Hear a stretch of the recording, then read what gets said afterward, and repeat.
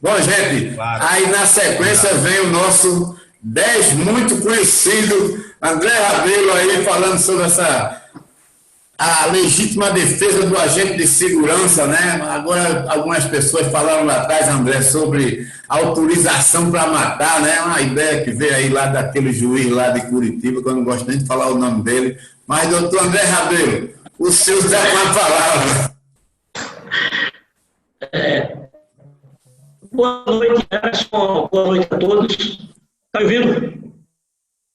Está ouvindo, Emerson? Tá. Bom, esse tema, legítima defesa do agente de segurança pública, é uma coisa que eu confesso a vocês que acho que faltou a quem efetivamente propôs essa discussão, faltou uma observação mais atenta da lei já existente. Ora, essa lei 13.964, né, de 24 de dezembro de 2019, na realidade, ela veio apenas, nesse aspecto, especificamente, eu falo do Tribunal do Júri, no meu entender, ele veio apenas como que uma redundância. E interessante, no meu explicar, no meu entender, e eu vou explicar isso durante esse pouco tempo, veio até a prejudicar o agente de segurança pública no exercício da sua função, vez que limita, ou pelo menos quer limitar, já que a defesa, a legítima defesa, ela é plena, como eu digo sempre, que nos processos do Tribunal do Júri, não há só o princípio da amplitude, há principalmente o princípio da plenitude da defesa.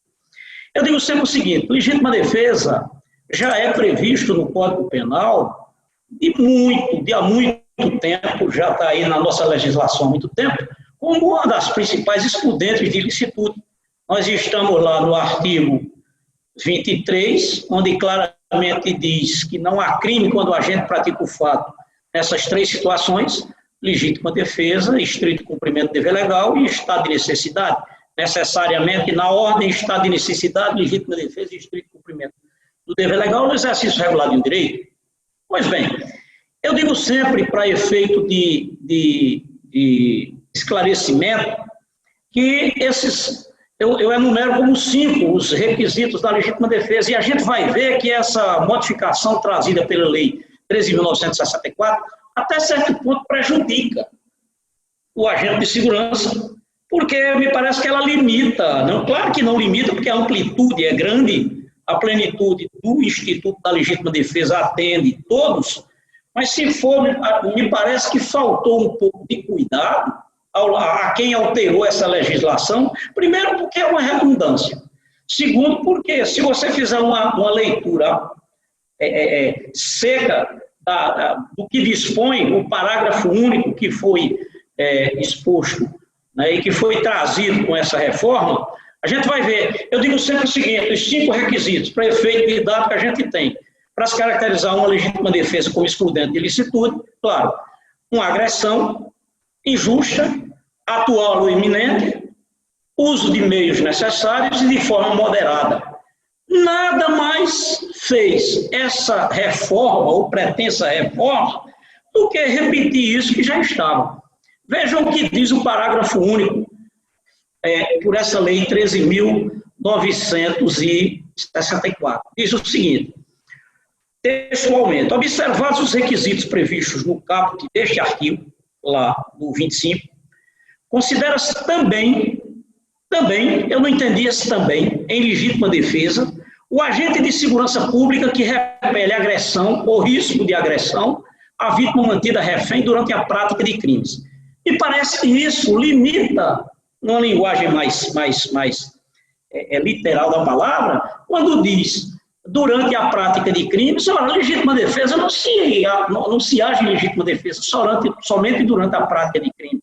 O agente de segurança pública ou qualquer cidadão pode agir em legítima defesa de terceiros, pode agir em legítima defesa própria, e o agente de segurança, no exercício da sua função, tem lá no inciso 3º do artigo 121, o estrito cumprimento do dever legal. Se alguém está sendo mantido refém, se alguém está sendo vítima de um crime, ele está acobertado pelo estrito cumprimento do dever legal. Não precisava isso. Foi uma modificação que se quis e que se falou, é garantia para matar.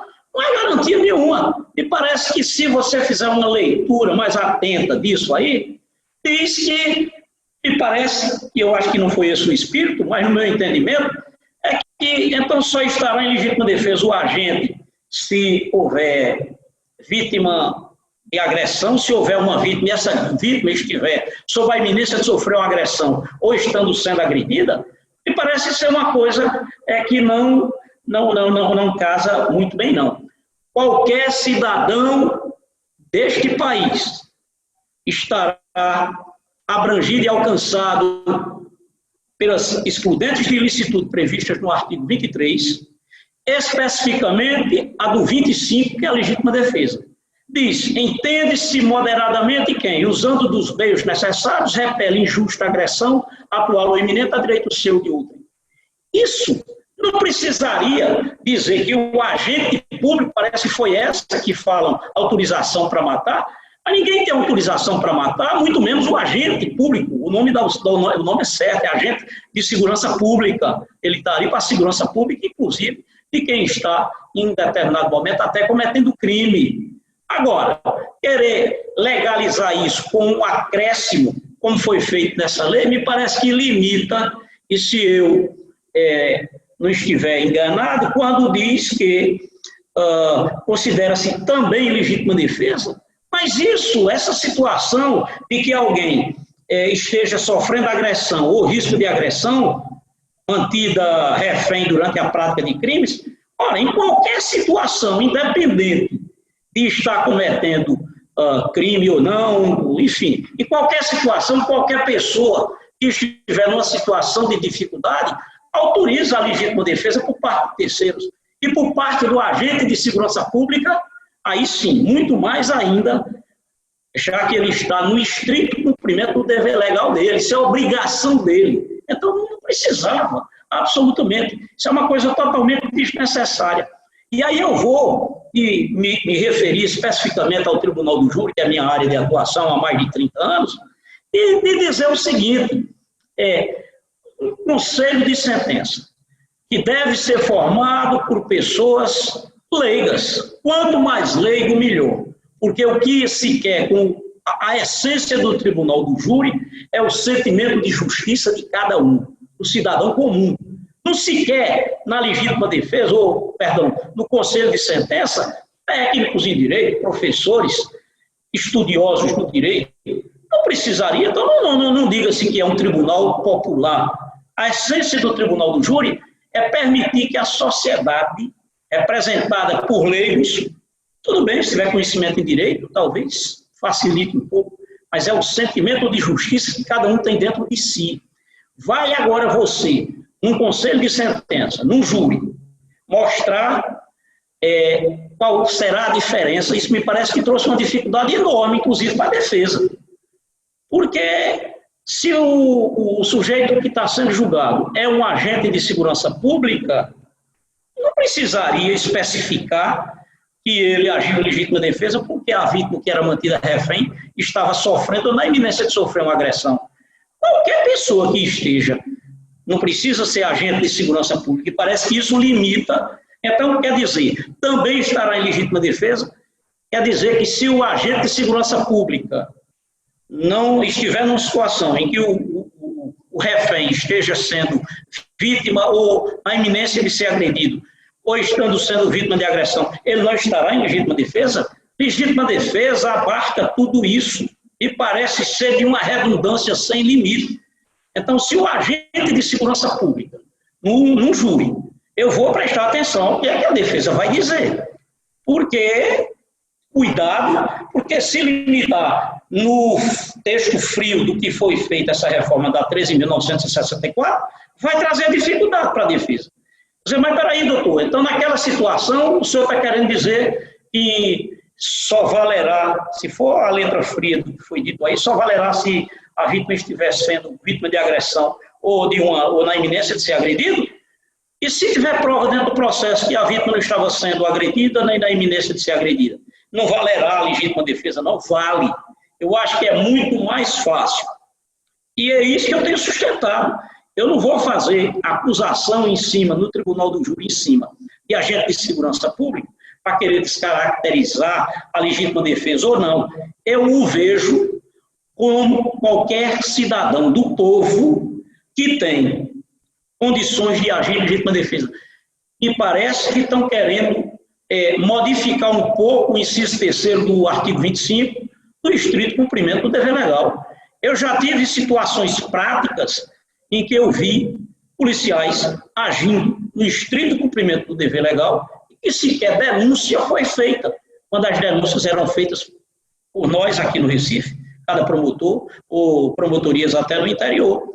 Então, essa situação que foi criada para essa legítima defesa do agente de segurança, me parece que foi dificuldade. Se o objetivo era dar autorização para matar, fazer vista grossa, vejam vocês o perigo que isso representa. Isso foi feito em um determinado momento, como quase todas as alterações de lei nesse país são feitas em momentos de crise.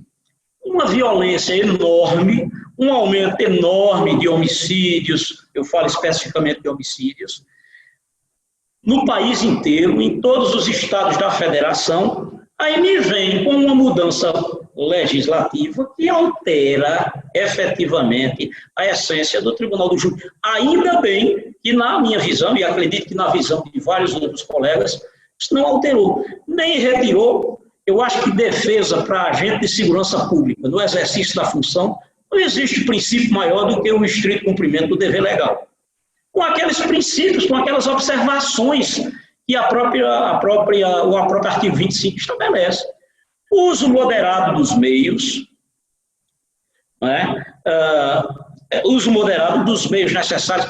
E quer dizer agora que se o agente de segurança pública, admitamos hipoteticamente, esteja numa situação em que alguém é mantido refém, ele poderá exacerbar no uso dos meios necessários, porque agente de segurança pública, ele agora vai poder dar 20 tiros de fuzil no cara, quando um só já imobilizava ou fazia com que o sujeito cessasse aquela agressão. Se foi isso que fizeram, na minha visão, o estrito cumprimento do dever legal sempre foi e continuará sendo, para os agentes de segurança pública, a melhor defesa. Eu falo, e estou falando isso com quem tem a função e a missão de acusar no Tribunal do Júri. Mas não existia necessidade de se fazer especificamente essa modificação. Encontra-se também legítima defesa. Ora, mas se ele está no estrito cumprimento do dever legal, ele não precisa levantar isso por dentro de legítima defesa. Agora, se ele exacerbou no uso dos meios, não foi moderado na utilização do meio, ele pode ser agente de segurança pública, ele pode ser o que for. Jamais será caracterizado uma legítima defesa. É isso que eu digo, entendeu? Então, se a intenção era dizer, não, o agente de segurança pública, mesmo com um armamento mais pesado, mesmo utilizando-se de inúmeros disparos e tal, ele vai estar em legítima defesa? Não está. Não está. Se a intenção foi acobertar o agente de segurança pública nisso aí, deram um tiro no pé, porque estão, com isso, tirando uma das principais características do agente de segurança pública da exclusão de ilicitude, chamada o estrito cumprimento do dever legal. Não existe, eu continuo dizendo, eu vou continuar lutando nos tribunais do júri, tá certo? Pelo reconhecimento, quando houver, eu sou o primeiro a pedir. É raro, a coisa mais rara do mundo é alguém matar alguém em legítima defesa. Existe, mas é raro, é raro. Legítima defesa, é preciso que aqueles 5 requisitos estejam presentes: a agressão, que essa agressão seja injusta, ela seja atual ou iminente, que o sujeito esteja usando os meios necessários e o faça de forma moderada. Esses princípios, quando são analisados, fica fácil de você mostrar um conselho de sentença, fica fácil quando o sujeito realmente está em legítima defesa. É só mostrar que o agente estava sendo agredido injustamente, naquela atualidade, usou dos meios que tinha ao seu dispor e o fez de forma moderada. Como também é fácil para mim mostrar que o sujeito não estava em legítima defesa, se qualquer um desses requisitos não forem cumpridos na sua intensidade. Então, a excludente de criminalidade continua sendo, na minha visão, o estrito cumprimento do dever legal, vamos dizer assim, a galinha dos ovos de ouro da defesa, no que diz respeito aos agentes de segurança pública. É, sem sombra de dúvida, uma redundância o que foi feito. Me parece que isso vai ter pouca utilização, está entendendo? Quer seja pela promotoria ou pela defesa. Vai convencer 7 jurados, geralmente leigos, durante 1h30 ou 2h30. Vai convencer e explicar durante esse tempo essa presumida. Você vai gastar 1h30 ou 2 para explicar ao conselho de sentença qual é a situação que caracteriza para o agente de segurança pública a legítima defesa. Não dá tempo de explicar nem o que é legítima defesa. Então, essa questão de presunção, quiseram criar uma situação para facilitar, na minha visão, e olha que eu sou um sujeito que aceito errar e aceito errar não, erro sempre e aceito qualquer tipo de correção. Agora, se quiseram com isso, ou acharam que com isso iam dar ao agente de segurança pública uma cobertura maior, me parece que isso diminuiu efetivamente o uso cada vez maior do estrito cumprimento do dever legal. Não existe para agente de segurança pública situação melhor do que efetivamente essa excludente de ilicitude, com os princípios naturais da legítima defesa, que estão casados, um está sempre o outro. Agora, pelo fato da lei ter incluído que o agente de segurança pública, agora, numa situação como essa, ele poderá exacerbar a moderação? Pode não, não vai poder não. Ele vai poder utilizar de meios além dos necessários? Também não. Então, é uma extrema redundância, é uma repetição do que foi dito, e me parece algumas coisas. Plínio fez uma exposição brilhante aí sobre essa questão do juiz das garantias, mas me parece que houve uma exacerbação, da mesma forma que houve quando houve aquela reforma de 2008, no que diz respeito às audiências, né? Audiência una, hoje eu fiz uma audiência de 9 da manhã a meio-dia para ouvir 3 ou 4 testemunhas de um rol de mais de 14. Mas não era para fazer tudo numa audiência só? Não eram as testemunhas da defesa, as testemunhas do Ministério Público, da defesa, alegações finais. Então, essas coisas são feitas exacerbadas em momentos de crise. A tendência é que não deem certo. A tendência é que isso não venha vingar. Não é? Então, me parece que essa é exatamente a situação que se colocou. E digo, tribunal do júri, o que você precisa, quer seja como promotor de justiça, quer seja como advogado, e quem quer abraçar o tribunal do júri, é ter o conhecimento de toda essa situação, mas ter a capacidade ou a condição de convencer, de mostrar a 7 leigos efetivamente a procedência das suas alegações. Se você não conseguir provar isso, júri não tem segredo. São provas, ou tem ou não tem. Você precisa ter a consciência disso. Não é querer inventar, isso eu digo como promotor de justiça há 26 anos e advogado que fui durante 10 anos, na defesa, no tribunal do júri. Então, não tem essa... Doutor André, desculpa me interromper. O senhor tem 2 minutos aí, viu? 2 minutos.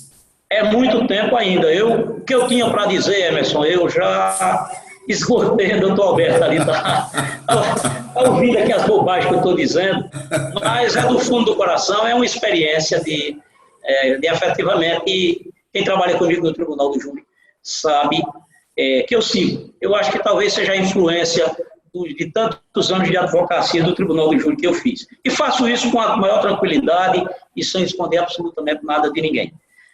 Tribunal do Júri é a essência da democracia.